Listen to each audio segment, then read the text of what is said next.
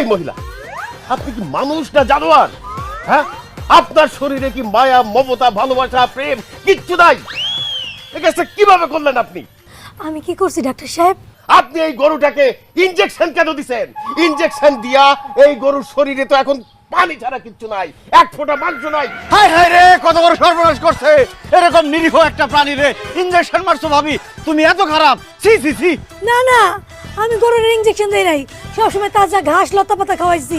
চুপ করেন! আপনি ইনজেকশন না দিলে আপনার জামাই দিছে। এই গরুর শরীরে জ্বর, ডায়াবেটিস, যক্কা সবকিছু ভরা। এই গরুর মাংস যে খাবে পরের দিনে লাফাই দিছে মারা যাবে। এই গরুটার মধ্যে এত রোগ, আপনি গরুর ডাক্তার দেখান নাই কেন? হ্যাঁ ডাক্তার সাহেব, আমি তো বুঝতে পারি না আমার গরুর মধ্যে এত রোগ। আমি এখন কি করুম কোন তো?